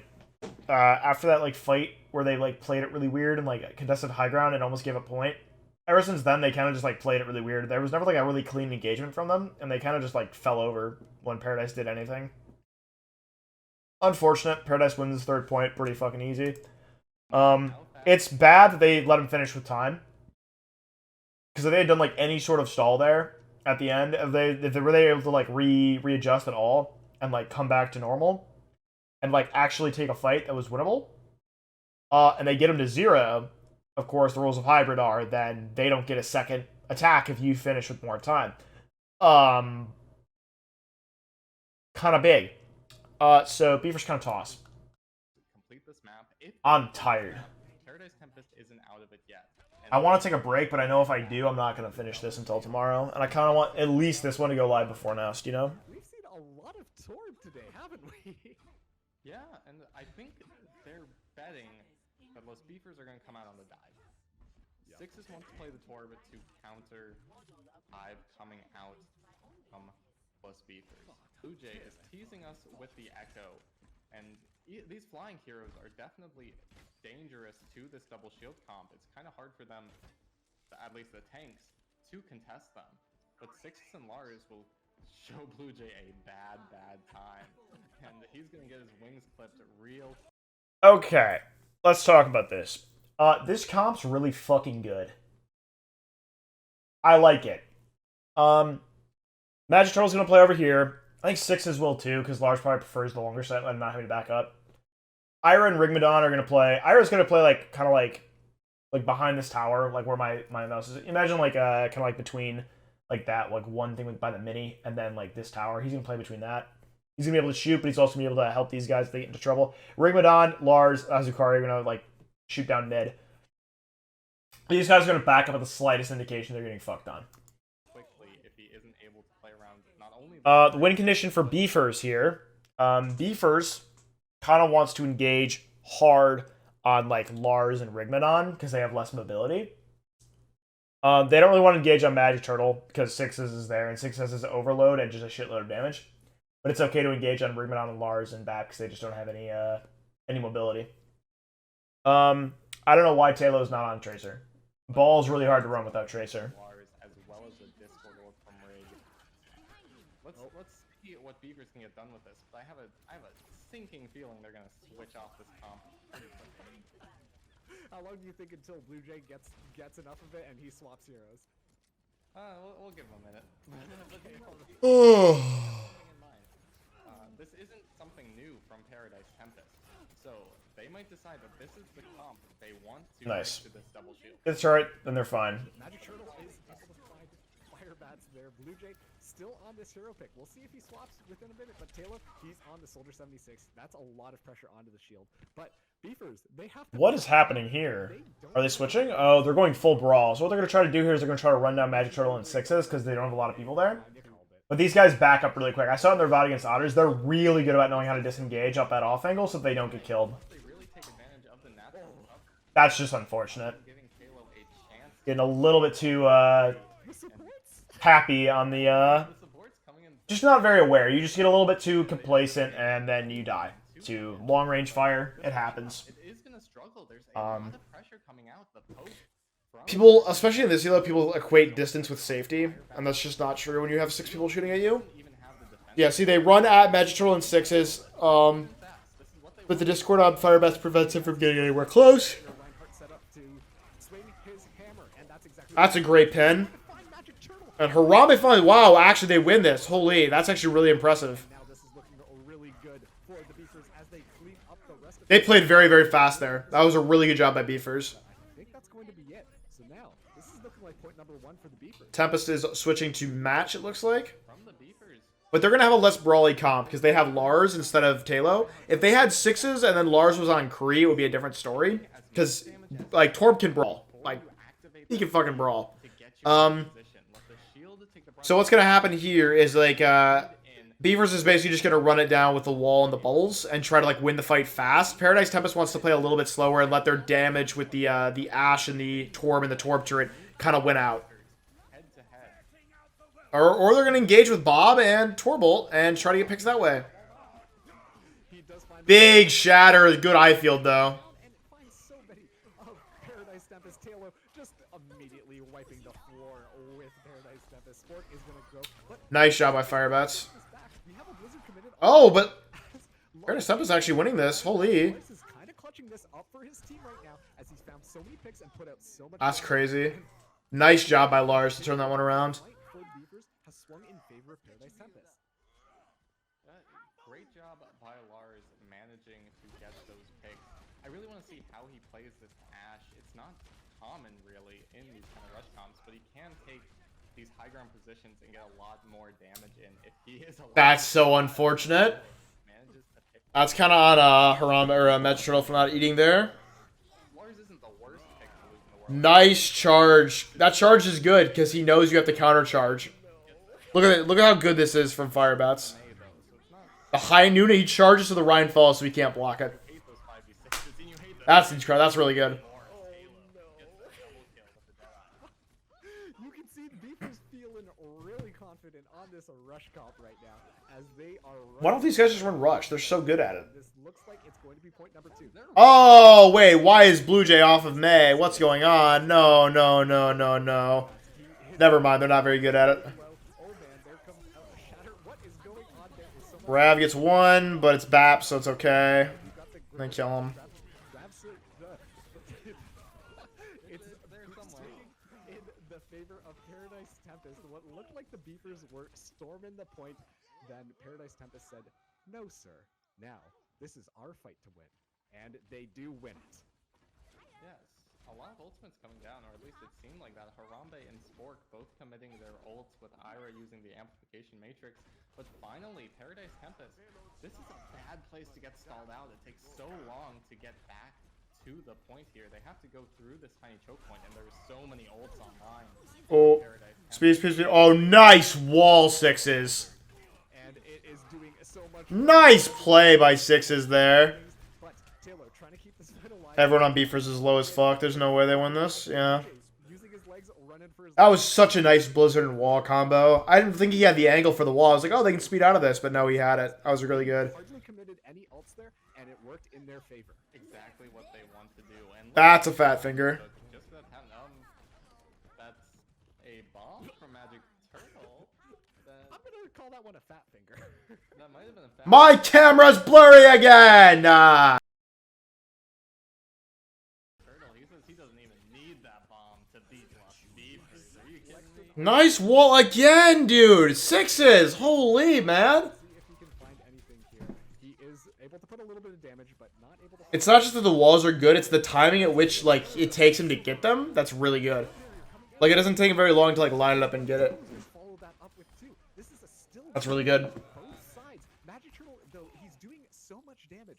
Magic Turtle has been really clutching this for Paradise Tempest, and let's see him do it once again as they have pushed the Beefers back. They've only got a minute left on the clock. Oh, right. This is a long map. Holy, this has been like. He's been wanting that bomb back when he got DMX there, but he didn't even. This has been like a 20-minute map. He goes out of it, uses the Baby Diva form to clean up 2 kills, and I really thought that was going to go to the Beefers. They got both supports early, but they just weren't able to close it out. This might be last fight here. And the amplification matrix is dropped out immediately. Azukari is going to fall down from Taylor, though. And so this is going to be a go-go-go situation if you are the Beefers. We got Blue Jay also on this Reaper. He's able to do so much damage in this close-range combat. And this is definitely going to the side of Lost Beefers to be, as they're able to find the kills. But once again, the lineup from Sixus and Lars, they are pushing back Taylor, finding Azukari. This is something I like about lower elo Overwatch is like we're past the point where it's like a lot of strategy shit is happening and like a lot of these fights just happen. Like I don't know, like close games and diamond games are just like it's not disciplined, and so it gets more fun because it's like really mechanical players doing less disciplined things, and it's like nice. I like it. All right. I'm pretty sure Los Beefers like absolutely fucking dominate this map. I'm gonna go to the bathroom real quick. I'll be right back.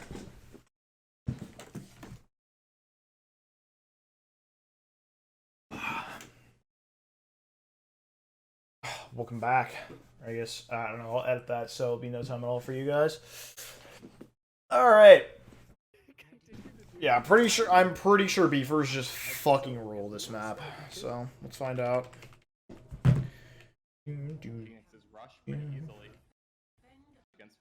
All right.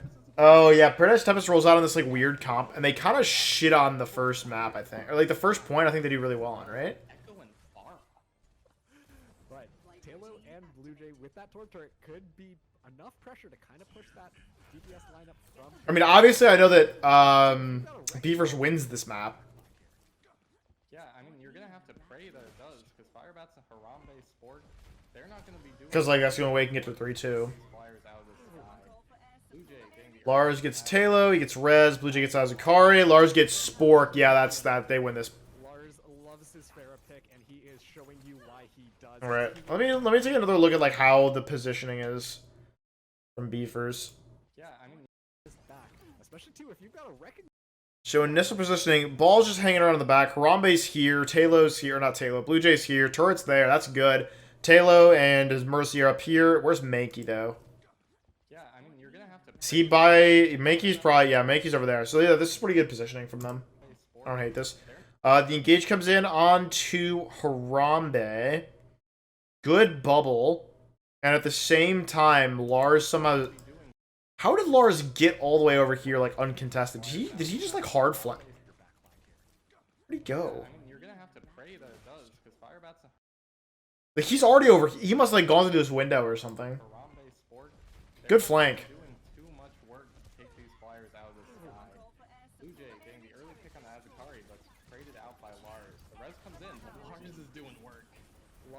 Loves his Pharah pick, and he is showing you why he does, as he is doing so much work into the backline here.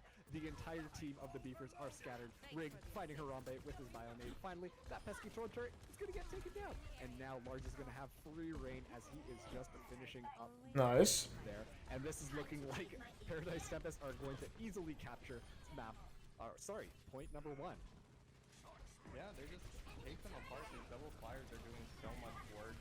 You're really only relying on Halo, the turret, and potentially Mankey to hold on. But Mankey, you know, he has to look at his tanks. Oh, hold on. I like spaced out there. Hold on. Doing so much work into the backline here. These flyers out of this as he is Rig fighting Harambe with his Bionade. Finally, that pesky this is kind of just like a slow win. And now Lars is gonna like, they kind of just beat. They just kind of just win this over time. And this is looking like yeah, only takes them a minute, and they pretty much got control of the point already. Point number 1. The Nano Boost online for Rig as well. See how the second point goes. Online for Lost Beefers. This be an early cap for Paradise Tempest if they use their ultimates well.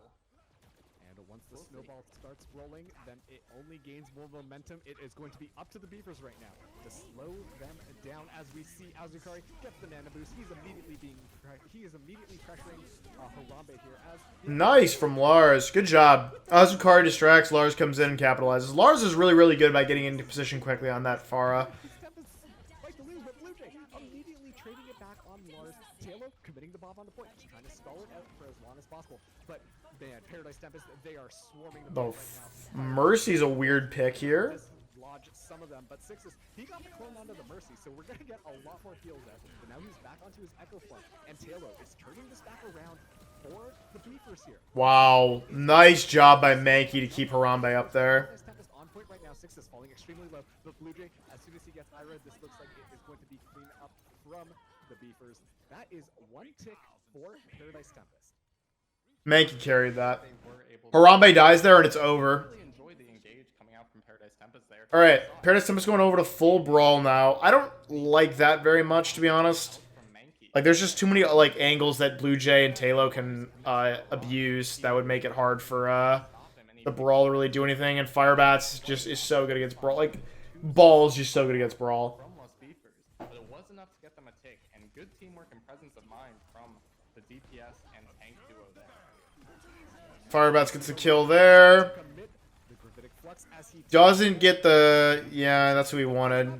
He was looking for the BAP really hard, but he just got, like, a weird angle on it. 5v3 fight. I don't know why you just walk up to a melee like that. Now he... Oh, I thought he died to the bomb. But Azukari, he's pressuring. Harambe actually gets the kill on sixes. Nice. I guess he didn't have his ice block. Now they've only got a little baby diva on point. They say Nice. "More Magic Turtle." We learned our lesson. Pretty sure Beavers holds the rest of this. How long does this map go? Yeah, this map, like, doesn't take any time at all. Ends, like, right here. It seemed like the Mei and the tanks for Paradise Tempest, they weren't. Alright, so the big problem we're seeing right now from Paradise is just that, like, they don't really seem to know how to deal with, like, this weird comp. Because they don't scrim against it, right? I'm sorry. I haven't really been talking that much throughout this VOD. Because I'm kind of trying to take it to myself, too, right? But, like, they only really run meta comps, right? They've got that double shield composition, right? Which isn't, like, meta, but, like, they run it in a very, very, like, this is just how it's run way, right? Like, they have a very they have good fundamentals, right? The problem is that's all they fucking have. Like, they don't really seem to have that much creativity.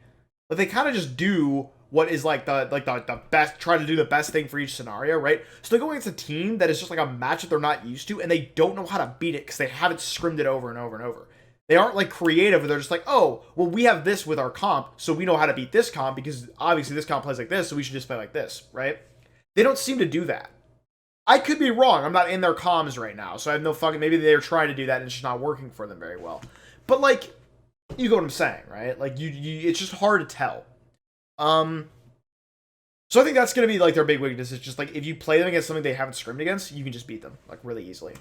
Or not really easily, because Beavers is still, like, obviously having to put in work. Beavers is playing super well this game. I have no idea how this team lost to Volume 0. And try and get some damage done. Try and get that Reinhardt in position. I'll VOD review that game before Stage 2 at some point. Pressure from their tanks. I like this. Going here makes it hard for Beavers to have angles. This is what they should have done before. Conglomerate, like, rush one. Firebats is probably going to want them to, like, just through that door, and then these Mized, he waited too long. They have point control. That's really bad from Firebats. Firebats just tossed this. Talo finds a kill, though. And they have Bob. Okay, so they will win this fight still, but, like, that's pretty bad from Firebats. They had ults. They're okay. But still. Firebats, I should say, it's not on Firebats. Someone should have scouted that. That's why you usually have a trace over the ball. As it's not looking good.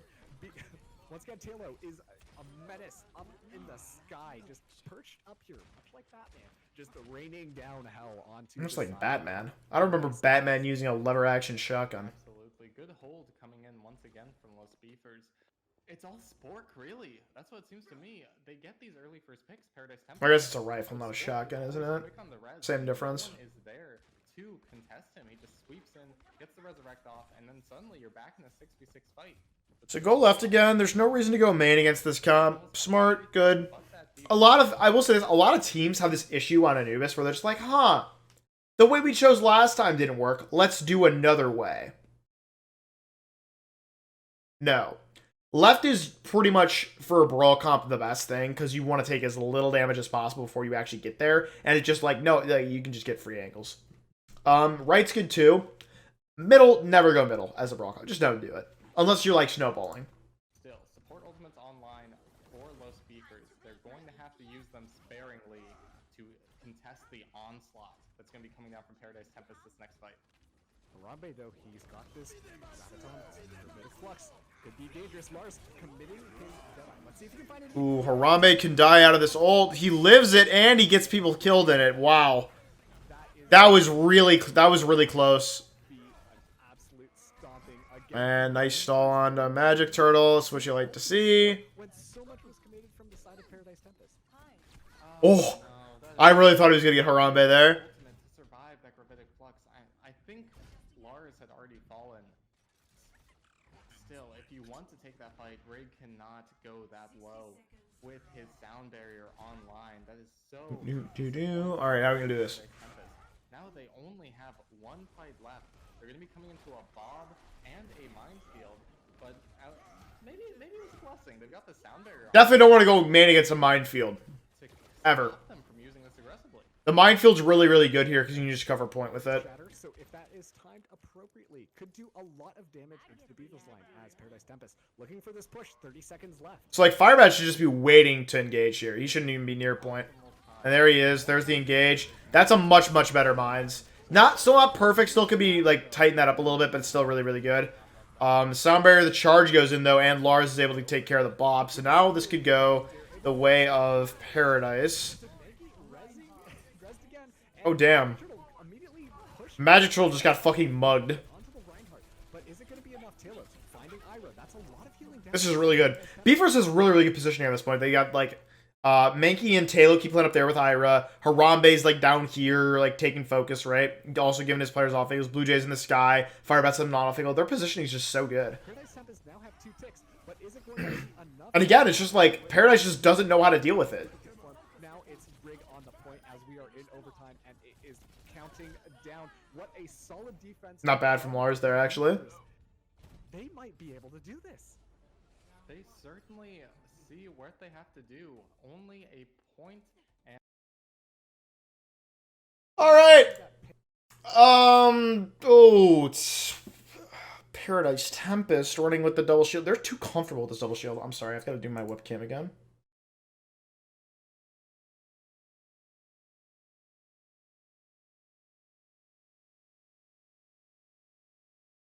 Much better. Okay. Yeah, Paradise has to do a lot more of this, what am I talking about? Paradise does this a lot. This double shield comp a lot, and I don't like it very much. They have to do, like, they just have to work a lot harder than they, like, reasonably need to if they were running a different comp. And I get double shield is good on this map, right? But, like, 2 hit scan? If you're on a double shield on this map, run like Junkrat or something. I don't know. It's just like, it's just kind of weird. Maybe it's like comfort. I don't know. Let's focus the main tank line now. Allowing Sport to just get over there and get that res. And just having the Beefers be like, uh-oh, we got to be a little bit more careful now. And like you said, it's turning around and going in their favor. Now we see Beefers. They're on this rush comp while Paradise Special is back out. Double shields, baby. Paradise Special. Pop off this McCree, which I think is in respect of the dive comps that most Beefers have liked so much. But they are just running out on the rush. It's going to be kind of difficult for Lars to actually get a strong angle here. And the Zarya is going to put in so much extra pressure on the front line. They've already been pushed back to point. Oh boy, and it looks like we're going to be getting into this brawl as immediately the Sport able to find one. Wow. Alright, let's break this down. So, double shield versus brawl. Double shield wants to try to keep its distance if it can, or it wants you to engage on either the Orisa or the Sigma so that whoever is playing the off angles with the other tank can get an angle. Paradise just backs the fuck up together as a full 6, and the DPS don't get picks because of the speed, and they just get on them, and like now your tanks are back here, your supports are up here, your DPS are up here, and you're fucked. we're going to be getting into this brawl as immediately the Sport able to find one. The Blue Jay, he takes it down. The Magic Turtle, Sixes, he is keeping his team alive, but it looks like it might... Yeah, that was just terrible from Paradise Tempest. Like, the whole point of double shield is that if one, like, if one person has to, like, back up, others can, like, you know, like, swing and get them. Or not, like, swing, but, like, they have angles. If you focus one person, another has angles. That's the whole, like, thing about double shield. But instead, they play it as a full 6 and get fucked. Again, this team is good. They make mistakes. Nowhere left to run, and they just keep coming forward. They get so much space simply by walking forward, and the double shield composition is not ready for that. We see 6. Now they're on a Junkrat, which is what they should have in first. Like, first point's the best Junkrat point in the entire game, and now you're on it for second. Which I guess is not a bad point. Like, as you can see, he's doing a lot of damage here, but... For Los Beefers to get just over 2 ticks. And this has got to be scary if you are on the side of Paradise Tempest. Meanwhile, the Beefers must be feeling very confident about themselves. They're going to have an ultimate online soon in the sound barrier, but the Bob is committed to point already by Lars. He wants to put in that extra pressure in the backline. The immortality field barely keeping Firebats alive as the sound barrier is going to come out, but it isn't enough as Sixes on this Junkrat. Those grenades are doing so much damage. Regardless though, the Beefers, they're still in this fight to win it right now. They've got 3 members on, but as soon as I see that Magic Turtle taking out Lars, finding Sport. So, like, here they kind of do the same thing, where they're just, like, grouped up a lot, but, like, it works out for them. Because the way, like, Beefers doesn't engage as, like, a full team. And they, like, have picks, so it's, like, I don't know.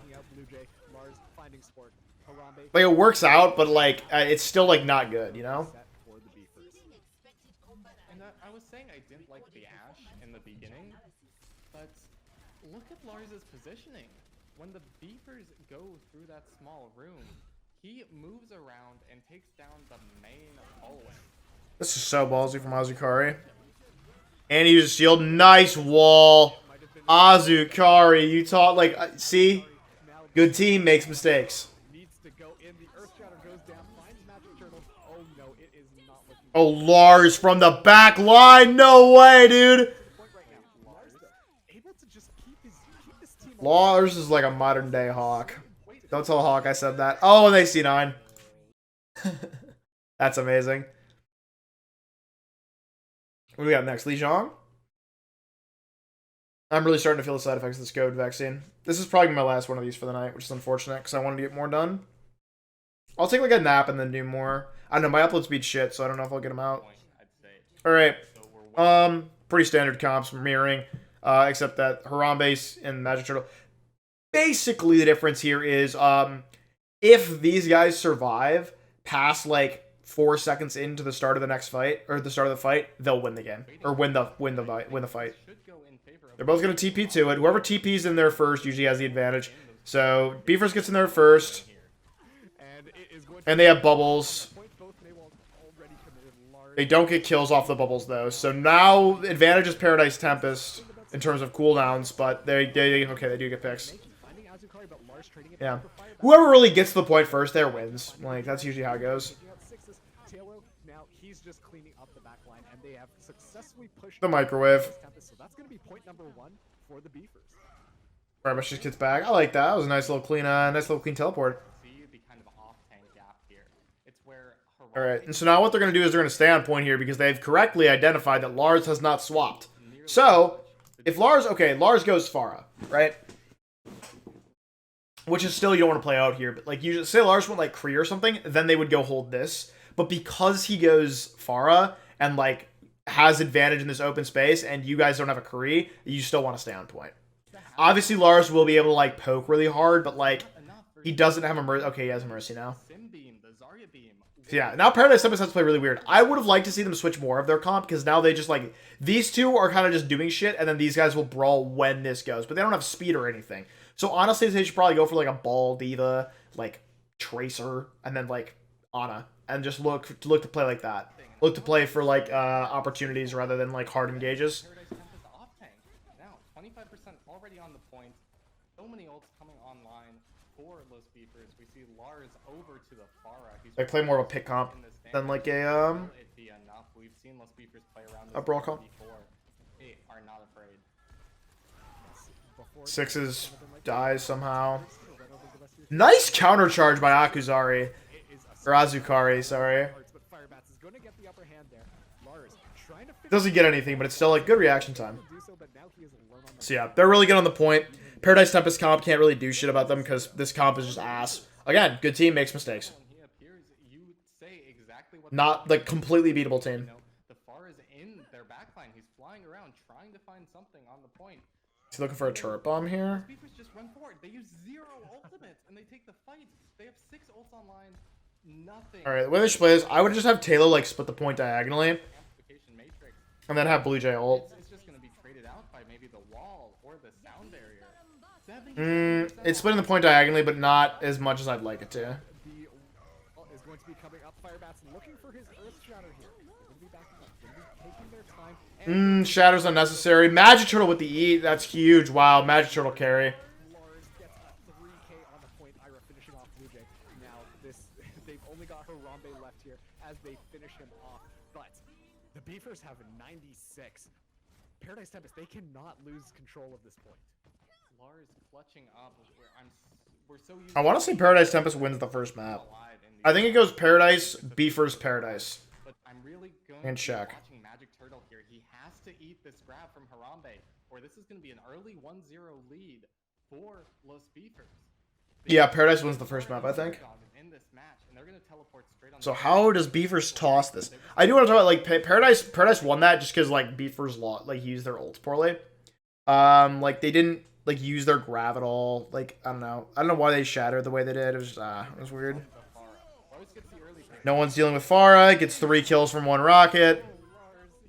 5 kills, 6k. Okay. Did he just get a 6K? He just got a 6K. Oh boy. And that's why we are not still on Symmetra. Why? Why are we not off Symmetra? That's how they lose this, isn't it? If they just stay on Symmetra. Now, Paradise Tempest feeling better. They are up to 50%. Not a lot of ultimate. I want to point out how well Paradise is playing here because they know the Symmetra's still there, and they know they can just TP over them, so they are playing in like this area rather than this area. Even though this area is like better for them because of the Farah They've got a couple online as well. and the May, because the May just has the choke for it. Now he has been so deadly with those, but we're gonna look at Harambe. They teleport behind, and the sound barrier comes in. As Lars gets baited by that. The grav comes out, but it doesn't get anything somehow. Azukari decides to charge out the map. That's fine. He can't be here either. But that looks like Paradise Tempest. They're going to be winning the fight once again. This Nice. is getting close to last fight territory here for the Beefers. So this is just Beavers throwing. Like Paradise's comp is bad, but because Beavers didn't switch off of Symmetra like quick enough, then they lose the fight or lose the map seeing that, or the point of the map. Fuck. and the longer this fight takes, the closer we're getting to the last point territory. They have to get something done. Bless you. First map. And we've got two amplification matrices coming on. Firebats, though, he's got a shatter. Dueling windows. Nice wall from Sixes. He's good with those walls. Why are you freezing an eye field, Blue Jay? The Earth Shatter not like anything. Paradise Tempest now. They're able to clean up. Lars accidentally blowing himself up with his barrage, but it is still enough as he got so much damage into the side. Wow, Beavers kind of tossed that. Looks like it's going to be round number 1 to Paradise Tempest. Alright, let's get into Control Center, or not Control Center. What am I saying? Let's see if Paradise Tempest can end it all right here, or if those beefers are going to take us to the true 1-1 map 5. See how this goes. See how Alright. this goes. What the fuck was that? Ball and the Diva alongside. You said the same thing. I don't like that. Okay. Are very Paradise Tempest, let's talk about comps, Paradise Tempest. This is a really good comp for this map. I like it a lot. Double bubble, I like double bubble more, but this is still a good comp. Basically, these guys kind of like flank, get angles. These two engage. These two fuck them. Look for hacks. Look for antis. Kind of, it's pretty simple. This is a little bit different. Basically, you're in a hard engage. You kind of play weird. This Diva plays so weird. Okay, so this Diva doesn't want to dive with the ball. She's both dive and peel for these guys. So she's kind of just got to like play on some mid-range stuff and like choose her fights, right? But she kind of wants to protect people more than she wants to engage. These guys just want to take off angles, create space for each other by taking off angles. That's kind of how it goes. These two want to look for support since they can't really duel these people comfortably. They can duel them, but just like they can't chase them if they have more mobility. They can get away easier. Nice hack on the fire bats. Halo can get in. And a good engage. See, that's what I'm talking about, right? Like, where's my mouse? Okay. Look for hacks, look for antis. Obviously, they want to engage off of these guys, but if you get a hack, people should be ready to engage. That was really good. He can keep fire bats from really Another hack. Lars is so good. and you'll see it again. Harambe's hack now. I think the Beavers are going to just back off and wait for their main tank.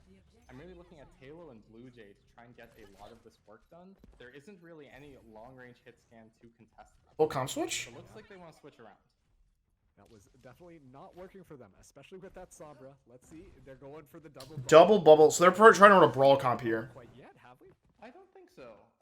Harambe's played the Zarya a lot, but it has been with the Reinhardt. And Taylor, Interesting. he- This he is doesn't weird. want to break out the Torb. He wants to make it a lot harder for Six. Bad turret placement. Good anti. That's a big anti coming out. So I hate this comp because anti destroys Moira and you have no diva to eat it.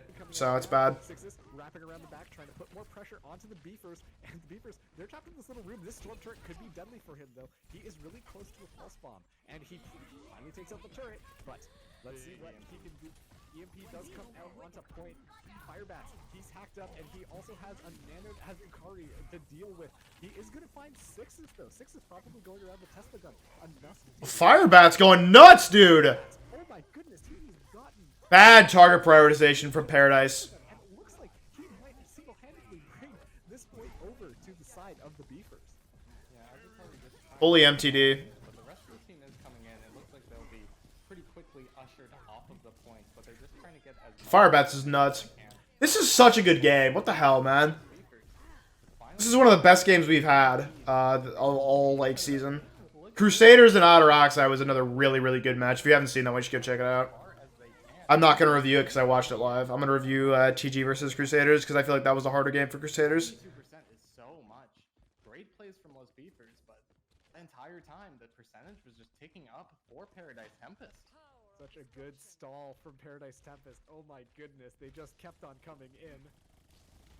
Firebats coming in. That's a strange jump from Firebats. He doesn't quite get what he wants, but he's in. Ooh, I thought Firebats was going off the map there. I'm not going to lie to you. Coalescence coming out as well, getting multiple picks. Stu, Makey finds Stu, the sound barrier committed from the Coalescence, nice. once again, they are taking this fight to Paradise Tempest's spawn, and it seems like they're winning right now. Lars trying to back off here, but Harambe was doing so much work. All right. Is going to So they're just brawling. Like, they're literally just brawling. It's barely a dive. It's more of a brawl. They're kind of just, like, running it down, and it's working. That's nice. By them, but it really does work out. They just catch them in this little chokehold, and then the wide open area really. Lars is off the Sombra. I don't hate that. I think the Kree will be better at dealing with the weird comp that Beavers is running. But again, like, this is just, you can see Paradise Tempest has a problem dealing with these weird comps, right? Have the grab. That's such a good pick. Pick. That might be it for Paradise Tempest. They might have A Blue Jay, okay, you need to commit ults now. You're even. Harambe is going in here, but I would have comboed that with Grav. it catches Magic Turtle, but Harambe falls to it. Oh no.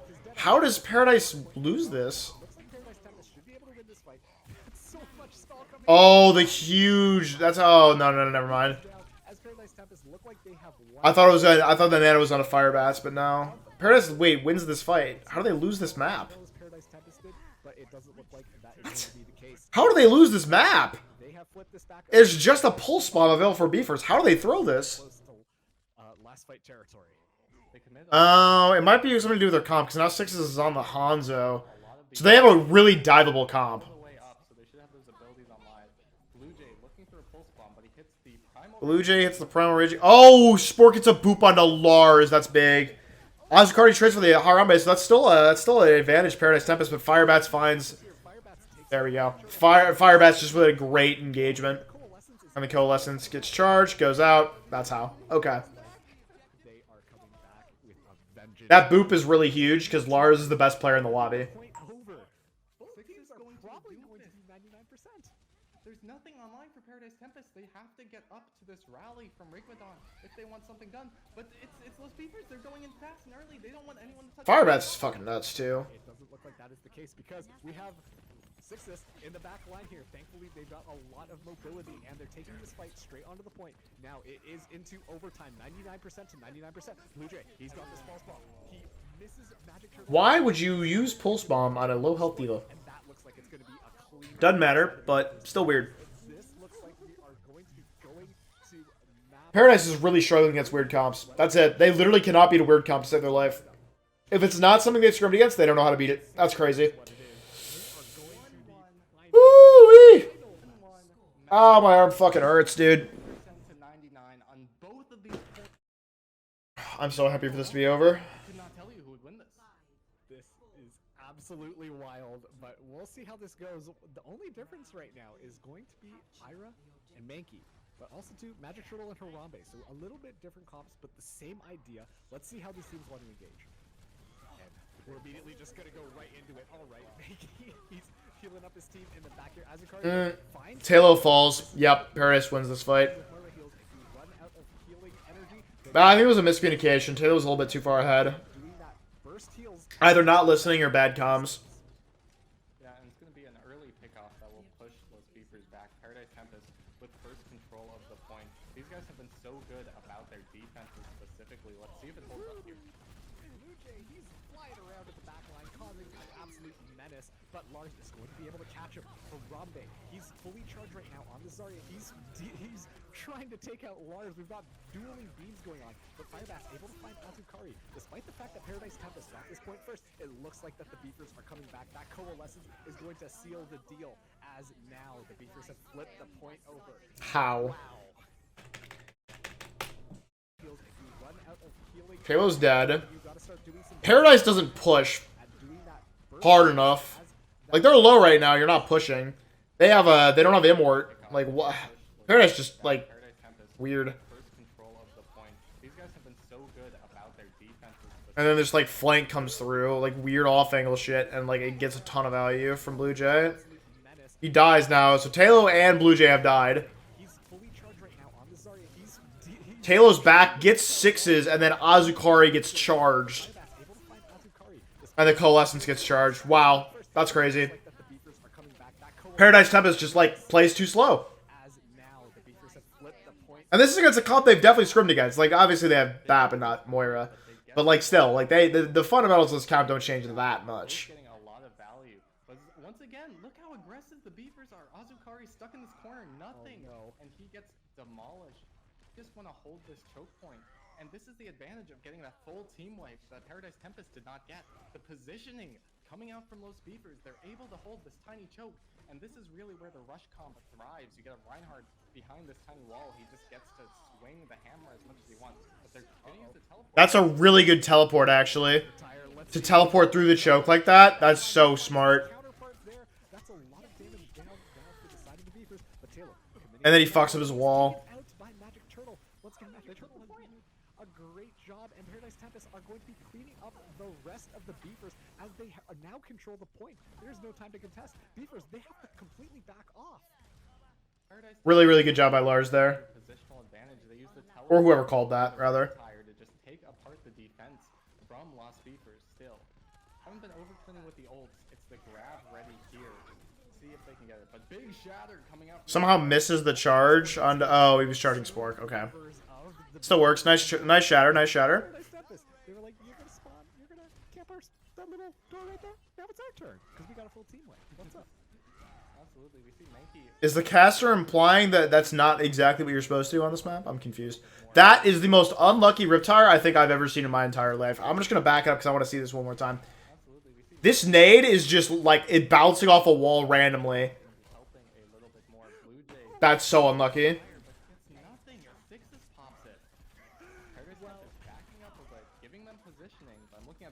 This is the second time I've seen that. Like, Paradise Tempest gives up this choke every single time I see them play it. Oh boy, and the grab is going to come out online, and let's see if they can do anything with that. And they lose it. They should have lost this fight. They got lucky with those ults.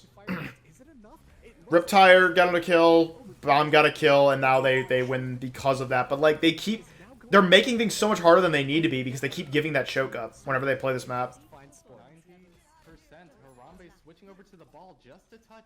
3 members still spawning in for Los Beefers. Somebody has to touch. It's going to be Harambe on this ball, but will the rest of his team be able to get in there in time? They're coming, but the overtime wick is burning down. Will someone touch? Firebats. Oh, unfortunate. All right, big takeaways from this game.